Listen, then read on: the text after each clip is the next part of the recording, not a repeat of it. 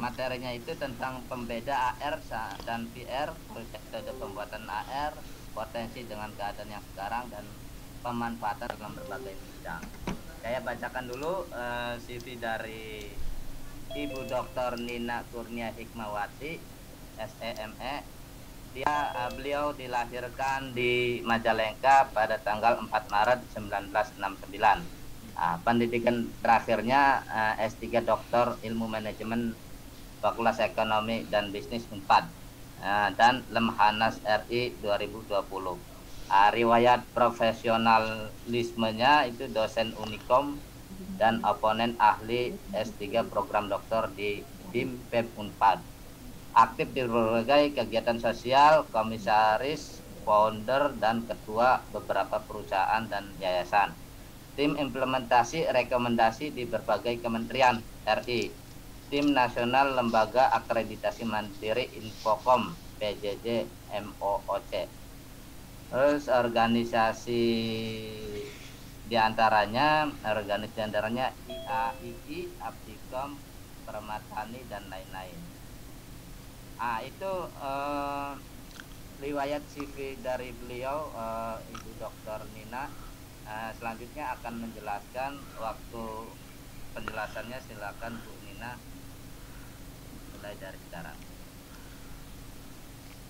Baik, terima kasih Mas moderator. Tadi Pak Hairul Rozikin ya, yang terhormat Ibu koordinasi dari dari perkuliahan Teknik Informatika, juga ketua dari Perhimpunan Mahasiswa Unsika, juga senior saya Pak Ono Wepurbo, salam kenal, salam hormat. Saya juga sering dulu di relawan TIK karena sama-sama membidani relawan TIK di Rianto ya. Siap Bu. Ya semua barangkali ada dosen dan mahasiswa yang nonton pada hari ini. Salam kenal, saya Nina Kurnia Hikmawati, seperti yang tadi disampaikan. Salam sejahtera, salam sehat. Assalamualaikum warahmatullahi wabarakatuh. Alhamdulillah ya, yang jelas di Karawang tidak terlalu happening kayak di Bandung ya, atau di Jakarta masalah COVID. Perkenal, pada hari ini saya akan sharing. Tadi saya sampai ikut juga nih sama Pak Ono. Wah, kalau jadi hacker gimana nih, kalau jadi kita mau ngeblokir dan sebagainya. Jadi saya ikutan Pak Ono, kebetulan anak saya juga di UI teknik elektro. Saya bilang tuh ada Pak Ono, nonton deh gitu. Baik, untuk kali ini saya coba akan sharing mengenai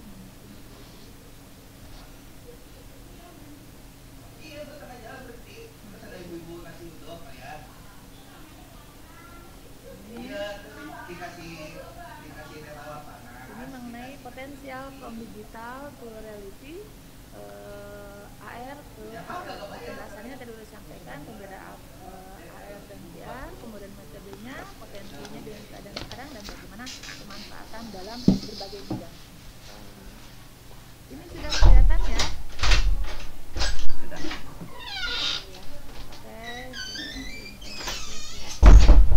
Oke, tantangan zaman sekarang, zaman now, sudah tahu bahwa sekarang itu adanya teknologi atau revolusi industri 5.0 atau 4.0 juga. Dan masalah yang sekarang adalah COVID-19.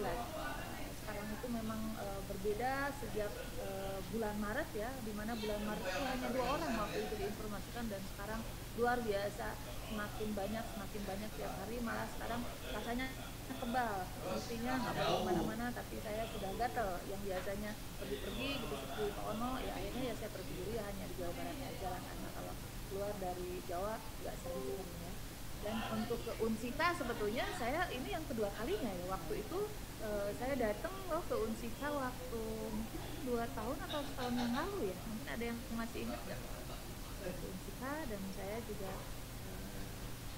diskusi masalah itu ini, saya lupa lagi dulu pernah nggak saya.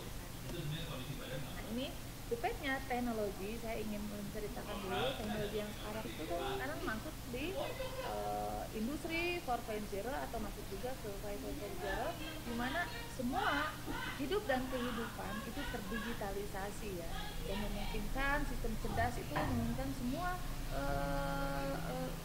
kehidupan dan hidup kita, baik pendidikan, baik perekonomian dan sebagainya, menggunakan teknologi informasi. Kalau dulu hanya revolusinya itu hanya bagaimana mengoptimalkan pertanian, bagaimana industri dirubah menjadi suatu energi yang bagus gitu kan. Kemudian dulu ketika tahun 80-an, 90-an saya masih bekerja di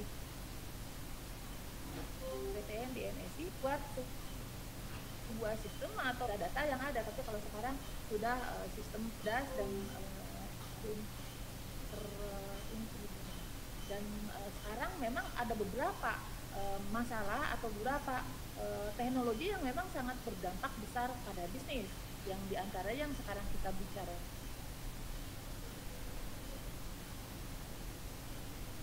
kan adalah macam-macam, ada drone, ada blockchain, ada artificial intelligence, ada internet of things, ada 3D, ada robotik, dan ada macam-macam lagi yang lainnya.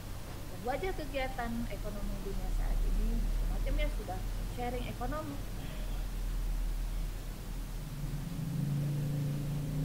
Ini seperti di informasi itu udah masuk ya anggota APC. Kita juga ada sharing education dengan namanya MOB, Articom, kemudian ada macam-macam di kita, sehingga kita di dunia pendidikan pun sudah coba untuk sharing di menggunakan informasi antar perguruan tinggi se Indonesia. Dan yang sekarang pun yang biasanya tidak tetap muka kan sebetulnya sudah menggunakan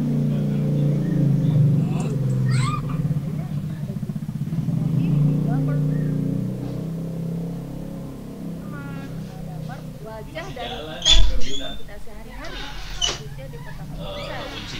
Dan berikutnya bagi anak-anak jangan milenial seperti saya, orang-orang kolonial seperti Pak Ono Purwo, kan sebetulnya Ono Purwo adalah orang-orang kolonial kayak kita sudah kata hidup dan kehidupan kita sehari-hari sudah terbiasa dengan teknologi informasi. Bagaimana kita mau ke dokter, kemudian mau bersih-bersih rumah, kemudian kita mau pegal-pegal pakai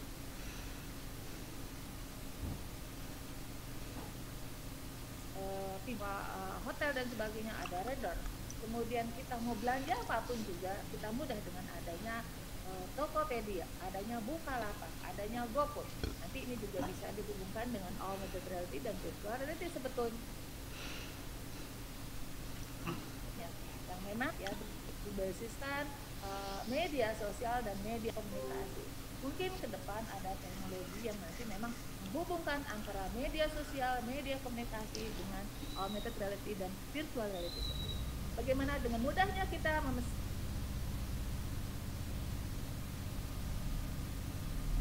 tiket, baik takut naik pesawat terbang, saya Palembang, saya naik kapal laut ya, dengan adanya aplikasi apa namanya. Tapi semua itu basisnya online. Bagaimana pengirimannya juga kita menggunakan ada GoSend, ada karena pun juga tidak perlu punya mobil, tidak perlu punya kendaraan, tetapi kita bisa menggunakan Grab ataupun Gokar dan lain sebagainya. Inilah model kehidupan kita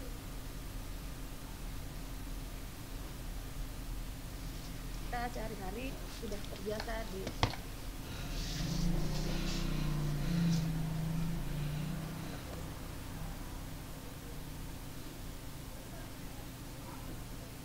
global seperti itu.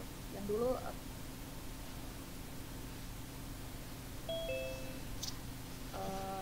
memang lebih ke arah data entry, data analytics dan big data yang memang sangat dioptimalkan sekali.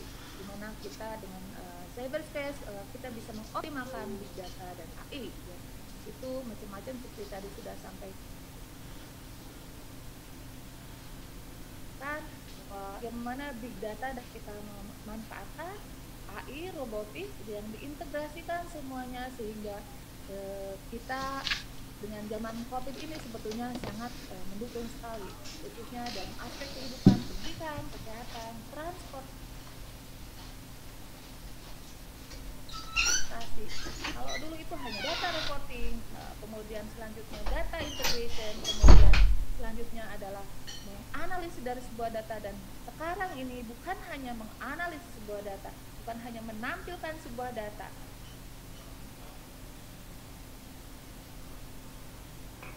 mereportasi sebuah data.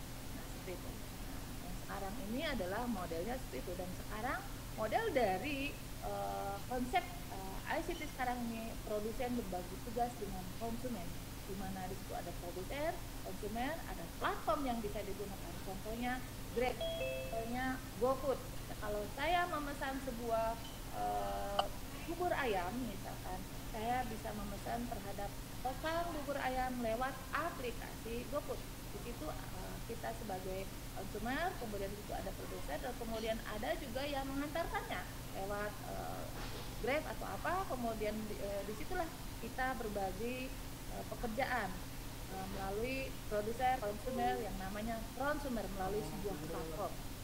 Nah, jadi intinya abad ke-21 itu terjadi pergeseran paradigma sebuah bisnis, di mana bisnis yang ruangnya tadinya terbatas gitu, menjadi ke ruang bebas.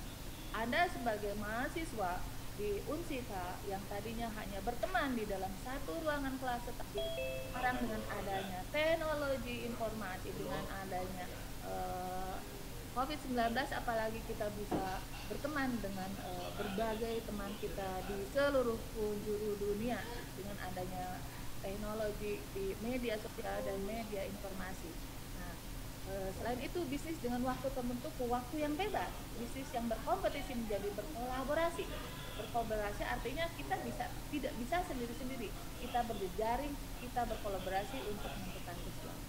Dan bisnis dari menjual barang sesuatu ke bisnis menjual ide, bisa seperti itu. Contohnya ada sekarang muncul perusahaan-perusahaan yang memberikan tadi adanya analitik, adanya prediktif, sehingga yang tadinya biasa saja perusahaan tersebut sekarang berubah menjadi menjual ide, memprediksi nantinya bagaimana. Nah, ide-ide seperti itu yang sebetulnya sekarang diperlukan. Bisnis yang secara fisik, sekarang bisnis ke arah digital, dan ini sebetulnya bisa nanti dihubungkan dengan augmented reality dan virtual reality seperti itu. Efek yang lain adalah adanya COVID-19. Ya. Zaman now, ketua mahasiswa himpunan mahasiswa informatik, kalau dia batuk pasti akan ditakuti daripada suara kuntilanak. Kenapa? Karena zaman COVID sekarang ini memang efeknya sangat luar biasa. Bisa ke kesehatan, bisa ke psikologi, bisa ke ekonomi, pariwisata, pertahanan, keamanan, sosial, budaya, dan lain sebagainya. Ya, karena zaman ini yang penting adalah sehat, yang penting adalah kita bahagia, happy, yang penting adalah kita bisa makan, kira-kira seperti itu. Tetapi kalian sebagai mahasiswa harus mengambil hikmahnya. Dengan adanya pandemi COVID-19, jangan lihat sesuatu yang negatif, tetapi merupakan sebuah perubahan, ya, sebuah perubahan bagaimana kita sebagai orang teknologi informasi, sebagai orang ICT bisa merubah sesuatu dengan optimalisasi yang kita miliki, yaitu sebagai orang ICT yang memang kuliah di bidang teknologi informasi. Nah, ini buktinya saja pada zaman COVID ini ada 17 penerima penghargaan kegiatan Indonesia 2020. Kira-kira nanti bisa dibaca apa saja, inspirasinya apa saja, portofolionya sudah dibagikan kepada panitia. Baik, sekarang kita ke materi AR dan VR. Beda AR dan VR. Nah, apa itu virtual reality atau VR? Ya, teknologi yang membuat pengguna dapat berinteraksi dengan suatu lingkungan yang disimulasikan oleh komputer. Suatu lingkungan sebenarnya yang ditiru atau benar-benar suatu lingkungan yang hanya ada dalam imajinasi. Kan? Jadi kalau kita melihat ada orang yang kayak seperti orang gila di mall gitu kan, padahal dia tuh lagi mencoba aplikasi namanya virtual reality. Atau misalkan di mana ya kita bisa melihat misalkan di Telkom tuh ada tuh di ininya. Nah, itu sebetulnya lagi mencoba namanya virtual reality seperti itu. Mungkin bisa kita lihat juga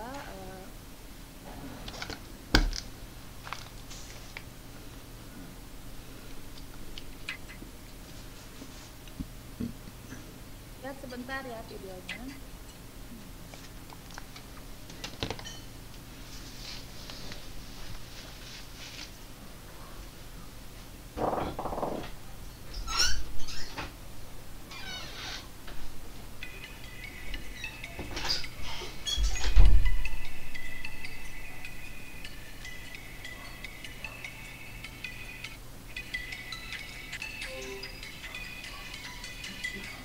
Permisi Ibu, mohon maaf. Permisi Bu, mohon maaf. Untuk videonya itu belum tampil, Bu. Jadi bisa kita lihat bahwa sebetulnya apapun juga seperti Permisi Ibu, mohon maaf Bu. Video. banyak apalagi anak-anak muda sekarang, anak-anak zaman now seperti anak saya itu ya Videonya belum tampil ke layar. apa namanya ya main gamenya macam-macam, jangankan anak saya, suami saya pun senang gitu kan. Seperti kenyataan seperti yang kita lakukan di dunia nyata. Videonya belum tampil Bu, mohon maaf Bu, di layar. Videonya belum tampil di layar, di screenshotnya. Halo, gimana? Videonya belum tampil di screen share-nya. Nah,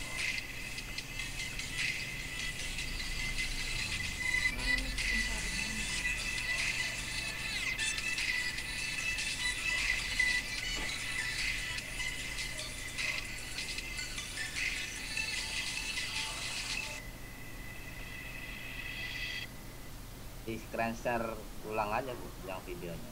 Screen share ulang.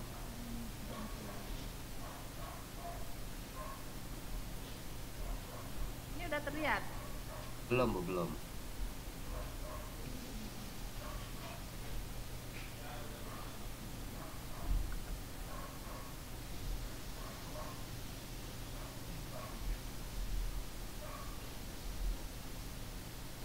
Nah, iya Bu. Oke.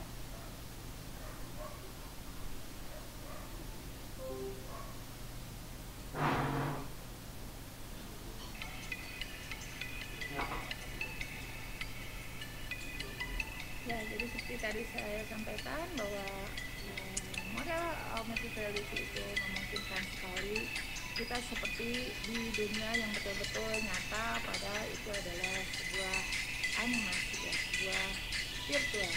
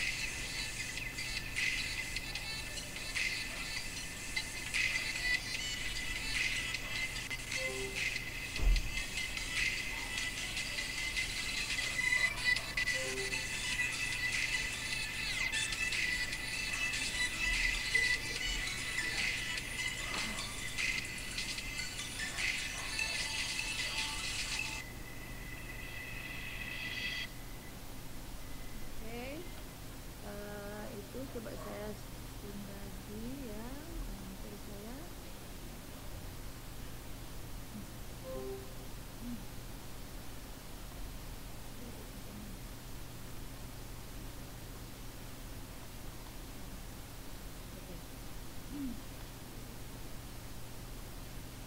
Tadi udah disampaikan.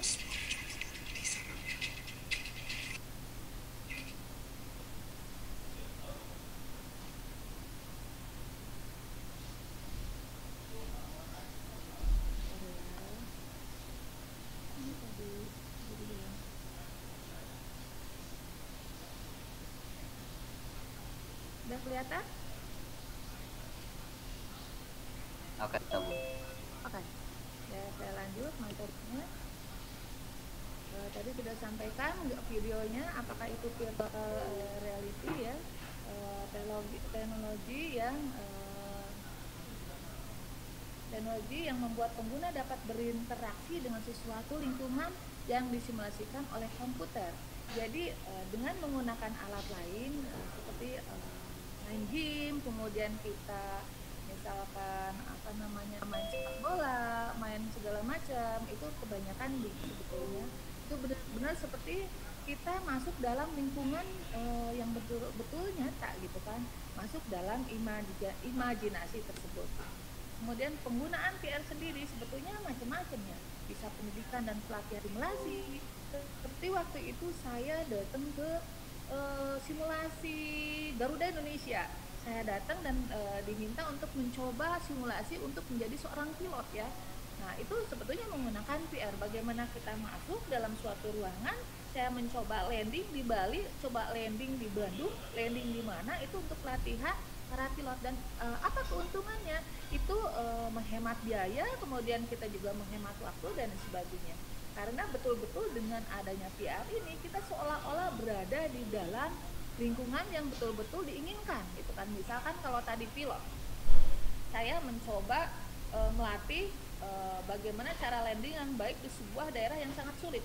Di Indonesia contohnya yang sulit itu adalah di Malang, kemudian di Bandung, itu sebetulnya daerah-daerah yang sulit kalau kita landing. Dengan adanya virtual reality tersebut, kita bisa menjadi seolah-olah ada di dalam lingkungan tersebut. Kemudian yang lainnya lagi apa? Game yang jelas lah ya.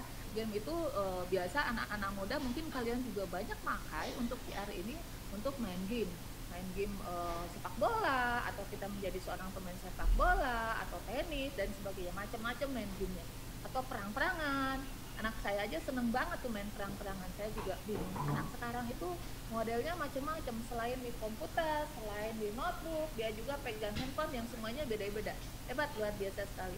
Nah, itu bisa di game, bisa juga di film. Kita tidak usah ke mana, tetapi kita bisa nonton film melalui penggunaan VR ini. Kemudian arsitektur dan lain sebagainya. Dan sebetulnya penggunaan VR sendiri sebetulnya yang lain-lainnya bisa pariwisata dan seperti itu ya. Nah, ini videonya satu lagi sebetulnya ada seperti di medicine ya, tapi saya saja. Nah, apa itu augmented reality? AR kalau tadi adalah yang saya sampaikan bahwa itu sesuatu yang memang bisa kita coba seolah-olah nyata, dan ini pun adalah teknologi yang menggabungkan objek maya dua dimensi seperti ini ya. Objek maya dua dimensi tersebut, misalkan ada poster atau brosur ya, di mana menggabungkan 2D tersebut dengan 3D, dengan seolah-olah objek tersebut menyatu dengan dunia maya seperti itu ya. Nah, penggunaan AR sendiri biasanya digunakan pada bidang yang mempunyai risiko besar dan membutuhkan tambahan benda-benda semu yang meniru benda-benda nyata sebelum diimplementasikan dengan budget ini, misalkan pendidikan dan pelatihan simulasi, game, film, dan arsitektur tadi sudah sampaikan. Dan perbedaan dengan VR dan AR adalah kalau VR itu menggantikan kenyataan dengan dunia semu secara keseluruhan. Nah, kalau VR itu seperti tadi kan betul-betul di animasi semua, kita masuk ke situ, kita melihat semuanya secara animasi. Tetapi kalau augmented reality atau AR menambahkan atau melengkapi kenyataan dengan benda-benda semu ya. Misalkan kita main game Pokemon Go dan sebagainya, itu adalah augmented reality. Nah, ini perbedaannya. Virtual reality tadi sudah diperlihatkan, pakai juga seperti kayak kacamata ya, di dalamnya kita bisa melihat film-film di dalamnya atau game di dalamnya, sehingga kita seolah-olah masuk di dalam dunia virtual reality tersebut. Nah, kalau augmented reality ini sebetulnya bisa masuk di dalam poster atau masuk di dalam brosur yang bisa kita memanfaatkan marketing. Contohnya kalau kita menjual apartemen, kita seolah-olah masuk di dalamnya. Kalau kita menjual produk makanan, seolah-olah di situ ada makanannya. Kalau kita menjual sekolahan, kampus-kampus, kita masuk ke dalamnya seolah-olah di situ ada kampus. Seperti itu. Jadi itulah perbedaan. Kalau virtual reality betul-betul kita seperti nyata namun dalam sebuah virtual, tapi kalau augmented reality ada penyatuan dari 2 dimensi dan 3 dimensi. Metode pembuatan AR sendiri macam-macam, ada melalui metode marker based tracking dan ada markers augmented reality.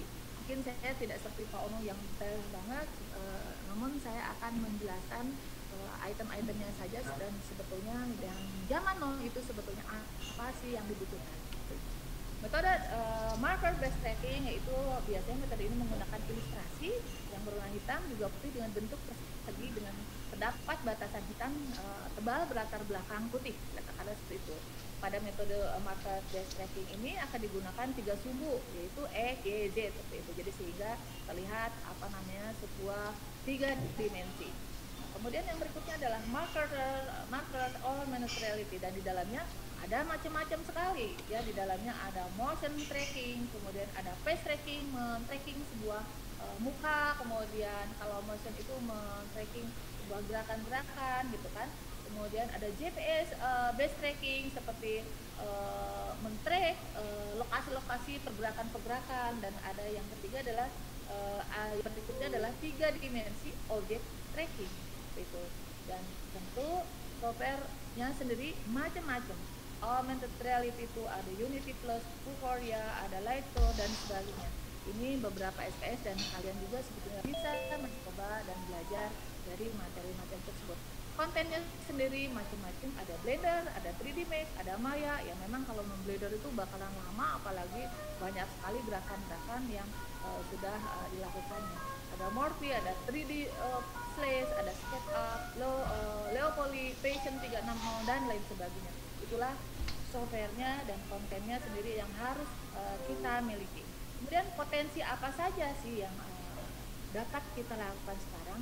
Yang jelas kalau kita dihubungkan dengan masalah revolusi industri dan masalah yang zaman now itu, yaitu masalah COVID-19, katanya kata Decoding the Economics of COVID-19 nih, yang sekarang lagi potensial winner adalah medical supply and services.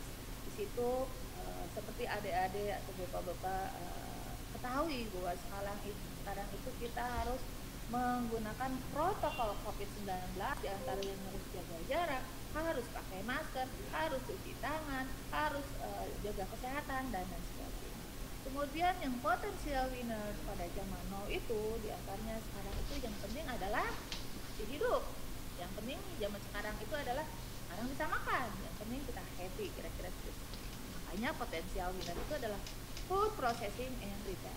Yang berikutnya adalah personal and healthcare. Kemudian berikutnya ICT, e-commerce, dan agriculture. Kenapa? Karena memang kita perlu hidup, kita perlu makanan. Dan inilah sebetulnya yang memang potensial winner and loser the short term. Tetapi jangan lupa di belakang-belakang ada masalah ada masalah pariwisata dan sebagainya. Dengan adanya teknologi AV dan AR ini memungkinkan sekali kita bisa bantu dengan pendekatan teknologi informasi. Ini adalah augmented reality yang ada di Indonesia, karena potensi AR mungkin belum semasif seperti yang ada di luar negeri. Di Indonesia sendiri kan banyak ya, ada contohnya BIM 5DX, besutan 5DX mobile entertainment dan sebagainya. Jadi Indonesia pun sepertinya sudah mulai ada model-model augmented reality dan visual reality yang ada, yang sudah berjalan ya, hasil buatan kita ataupun ada juga menggunakan buatan-buatan luar negeri. Ini fakta-faktanya ya. Di antaranya perubahan yang cepat di Asia Pasifik juga membuat kita terdorong untuk menggunakan AR dan VR tersebut. Kemudian fakta berikutnya adalah dalam retail. Nah, di dalam retail sendiri sebetulnya dengan adanya teknologi ini memungkinkan sekali seseorang itu bisa melihat produknya tanpa harus datang ke suatu tempatnya. Dengan adanya teknologi ini kita bisa seolah-olah dapat di sebuah tempat, namun kita tidak usah datang. Kemudian di dalam dunia edukasi juga, contohnya anak saya teknik elektro kan harusnya masuk ke laboratorium, dia harus mengkrimping, harus membuat sambungan-sambungan kabel, dia harus praktek di laboratorium dan sebagainya. Nah sebetulnya ini dengan adanya augmented reality mestinya sangat bisa membantu, namun harus ada kontennya, harus ada materinya dalam augmented reality tersebut. Nah, ya jadi sebetulnya di dalam dunia bisnis, dunia edukasi, augmented reality ini apalagi dengan hubungannya zaman now COVID-19 ini sangat diperlukan. Nah, masa depan tanpa layar juga memungkinkan. Kemudian kegiatan activity sebagai medium promosi produk juga memungkinkan, dan sebetulnya kontennya juga sangat menghibur, bagaimana kita bisa merubah muka dan sebagainya. Seperti sekarang ada aplikasi TikTok juga kan sebetulnya lucu-lucuan ya, dan memungkinkan sekali augmented reality di sini bisa dipakai. Nah, kemudian game-gamenya juga banyak. Ada yang sudah tahu namanya Pokemon Go, itu juga salah satu model dari augmented reality. Dan pengalaman traveling yang lebih kaya, ini fakta-faktanya. Jadi kalau misalkan dulu saya biasanya, kan saya termasuk orang traveling ya, saya biasanya suka keliling Indonesia dari Sabang sampai Merauke sambil dinas. Biasanya saya suka mencelok di suatu tempat pariwisata. Contohnya kalau saya ke Papua Barat, pasti saya pergi ke Raja Ampat. Kalau saya di Lombok, pasti saya diantaranya pernah juga ke Gunung Rinjani, naik gunung. Kemudian kalau saya di Ambon, saya juga ke Orabit. Saya datang ke sana untuk main-main di Orabit ya, dan main-main snorkeling atau diving di sana. Jadi sebetulnya zaman now ini sangat mendukung. Kita tidak perlu datang ke Sulawesi, datang ke tempat Bunaken. Dan dengan adanya teknologi ini, augmented reality seolah-olah kita bisa datang ke sana dan bisa seperti seolah-olah snorkeling. Keren sekali sebetulnya kalau memang sudah dibuat aplikasinya, sudah dibuat kontennya. Yang lain lagi, the fact yang lain menyelamatkan banyak nyawa manusia. Seolah-olah kan kita bisa melihat dengan ada GPS, kita bisa melihat di situ ada kira-kira berapa menit nyampenya gitu kan, bisa ketahuan. Dan yang lainnya lagi adalah paket kaca tinta atau smartphone. Kemudian berikutnya materi yang terakhir itu pemanfaatan dalam berbagai bidang. Apa sih? Nah, contohnya zaman now semua itu pakai I. Walaupun tadi kata Pak Ono, sebetulnya kita juga harus waspada dengan adanya serangan-serangan dari para hacker atau hal-hal lain yang memang negatif. Zaman now ada ada e-komunikasi, ada internet, ada e-bank dan lain sebagainya, ada e-government dan sebagainya. Contohnya semua ini bisa menggunakan teknologi augmented reality. Contohnya kalau ke bank, selama ini kan bagaimana cara membuat rekening. Kalau dulu kan kita datang ke customer service. Tapi kalau sekarang kan sebetulnya bisa membuat rekening dengan cara ketik-ketik saja, dan sekarang pun di atas WhatsApp, di atas media komunikasi sudah bisa membuat rekening. Tapi dengan adanya AR ini, kita seolah-olah membuat rekening dengan gambaran seperti kita membuat rekening ada ketemu dengan customer. Misalkan bisa dibuat seperti itu. Yang lainnya, e-health juga, kita bisa bertemu dengan dokternya dan sebagainya. Kalau kita ke Jepang ketemu dengan robotnya, tapi dengan AR ini seolah-olah kita bertemu dengan robot atau dengan orang, tetapi dalam media lain. Ya.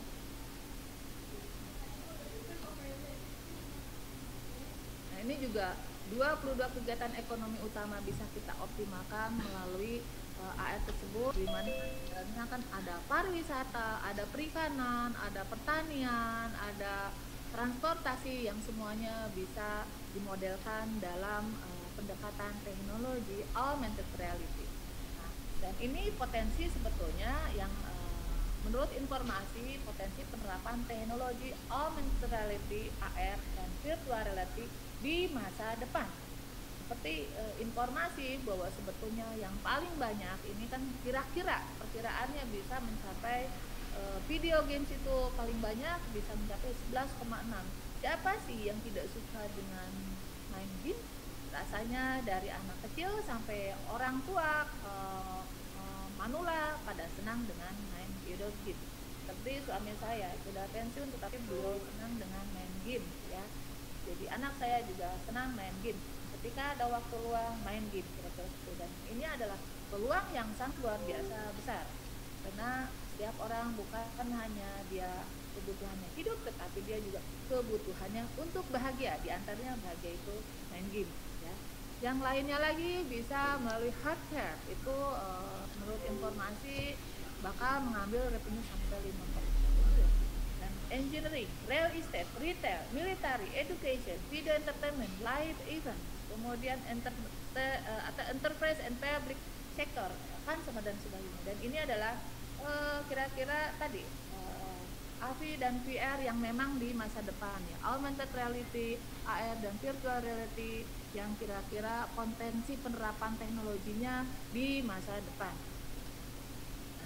Nah, untuk itu makanya mari kita lihat, kalau Anda seorang mahasiswa, Anda tinggal di Kabupaten Karawang, harus pahami dulu juga kalau kita memiliki ide-ide, kalau kita memiliki pemikiran yang kreatif, dengan ada teknologi apa saja sih yang bisa kita implementasikan.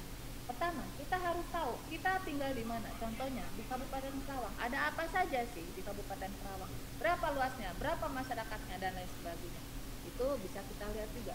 Bagaimana perekonomiannya, bagaimana faunanya seperti apa, floranya seperti apa, bagaimana alam sekitarnya, bagaimana masyarakat di sekitarnya, bagaimana kulinernya, dan sebagainya.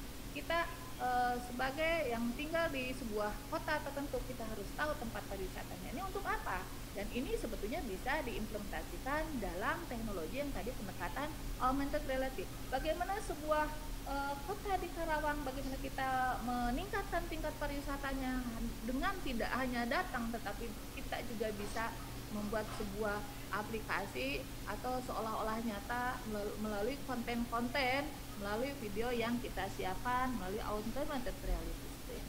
Ini juga saya kaget, ternyata di Karawang ini banyak sekali lokasi-lokasi pariwisata. Ada juga candi. Terus terang aja, saya kan termasuk pendaki gunung nih. Nggak kalah sama ketuanya Hima Unsika ya, saya juga pendaki gunung, saya juga senang dengan alam ya, dengan air terjun, dan ketika saya searching, Karawang itu luar biasa gitu kan. Artinya mungkin Karawang ini mahasiswanya kurang menghappening, kurang mengekspos gitu ya. Makanya mulai dari sekarang dengan adanya teknologi ini, dengan adanya membuka wawasan bahwa kita sebagai mahasiswa harus membuat sesuatu, baik pendekatannya teknologi apapun juga, dan khususnya untuk masa depan adanya augmented reality dan ada visual reality, seperti itu kita bisa membuat sesuatu menjadi membantu paling tidak untuk daerahnya sendiri ya. Ini adalah contoh Candi Jiwa Brawijaya. Nah, ini juga ternyata di Karawang ada Grand Canyon. Nah, apakah ini bisa digunakan untuk membuat aplikasi dalam augmented reality? Bisa banget. Apakah ini bisa dibuat dalam virtual reality? Bisa banget. Posternya dari Dinas Pariwisata di Karawang bisa menampilkan Karawang Grand Canyon yang sebetulnya kalau kita datang ke luar negeri kayak Stonehenge ya, Stonehenge di UK sebetulnya biasa-biasa saja, cuman bagaimana mereka mempromosikannya, bagaimana mereka melayaninya, proses bisnisnya yang bagus gitu kan. Nah di kita pun sebetulnya kalau sumber daya kuliner, sumber daya alam, sumber daya pariwisata itu sebetulnya sangat luar biasa, hanya tinggal kita lah sebetulnya membantu optimalisasi dari yang ada di sumber daya tersebut melalui adalah augmented reality dan virtual reality. Ini tadi sama, ini ternyata ada air terjun yang keren banget nih. Saya kayaknya perlu ke Karawang. Walaupun zaman COVID ya saya nggak usah ketemu orang-orang, tapi kalau ketemu alam semesta seperti ini kan, ketemu air terjun nggak apa-apa gitu kan. Nanti insya Allah kalau saya sudah melihat begini, wah keren banget nih kayak Niagara, bener nggak? Ternyata di Karawang ada tempat-tempat indah yang memang saya sendiri, ini bener kan di Karawang ya?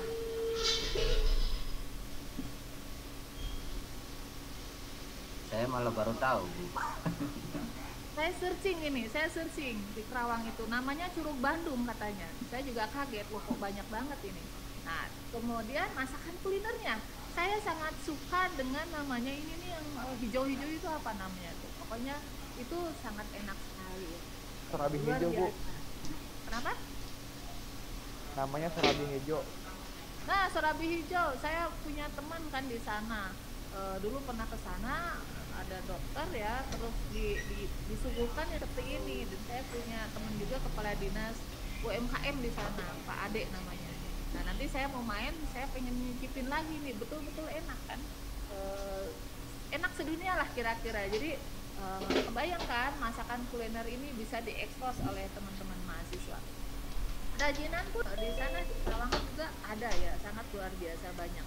Tarian pun saya inget Karawang, apa yang tertera di dalam pikiran saya? Goyang Karawangnya gitu kan. Bagaimana kalau goyang Karawang masuk dalam augmented reality gitu kan?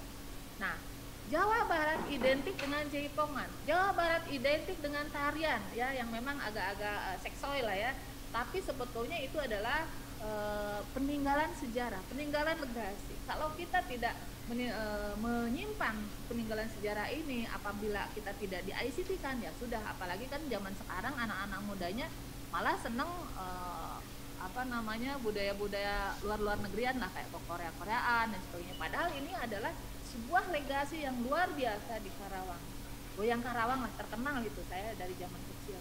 Saya juga dulu belajar jaipongan masuk Paskibraka Indonesia nih gara-gara tarian ini. Saya juara waktu itu, tiba-tiba padahal cuma berlatih beberapa minggu saja, terus ikut pertandingan jaipongan dan masuk Paskibraka dan masuk. Dan inilah sebetulnya tarian yang ada di Karawang yang memang sebuah legasi dan perlu dilestarikan dan perlu diinformasikan. Diinformasikan bukan hanya video saja, bukan hanya website saja, bukan hanya di media sosial dan media komunikasi saja, tetapi sebetulnya bisa dimasukkan dalam augmented reality dan virtual reality. Nah, yang lain lagi, kita juga punya hobi ya, punya hobi macam-macam, bisa melukis, bernyanyi, menari dan sebagainya. Dan itu sebetulnya yang bisa kita simpan sebagai mahasiswa.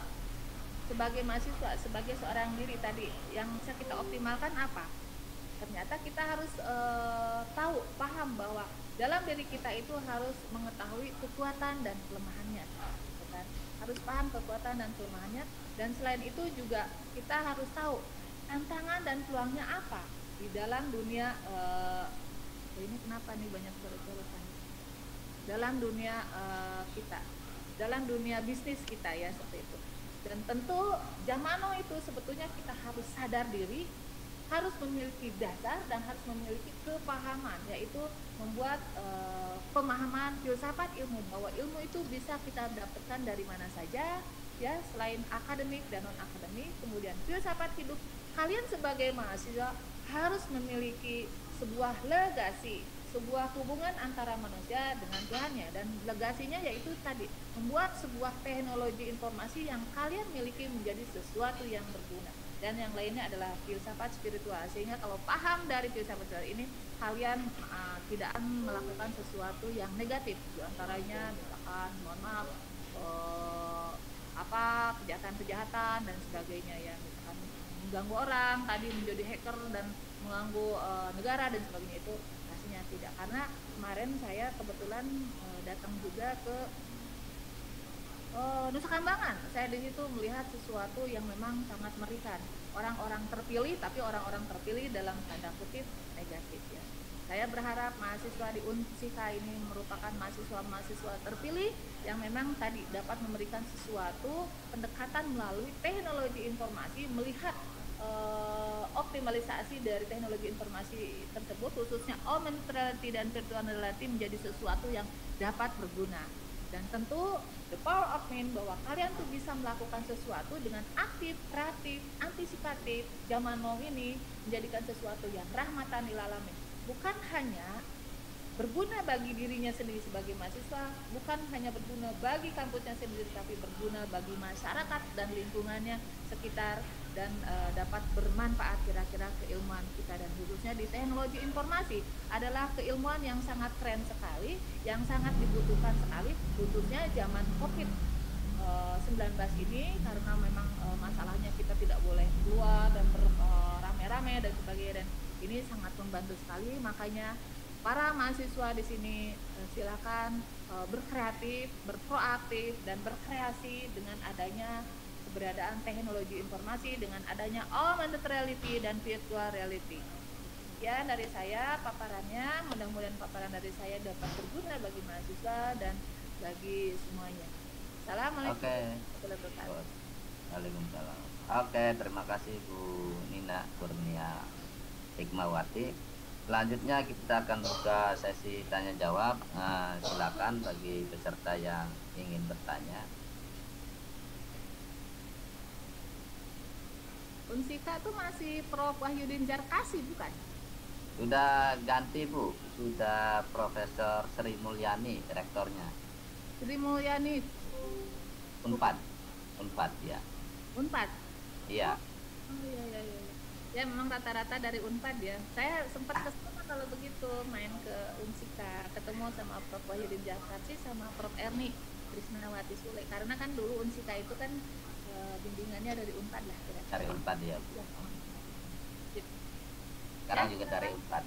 Mudah-mudahan saya bisa ke sana lagi ya, mau nyicipin itu kue yang Amin.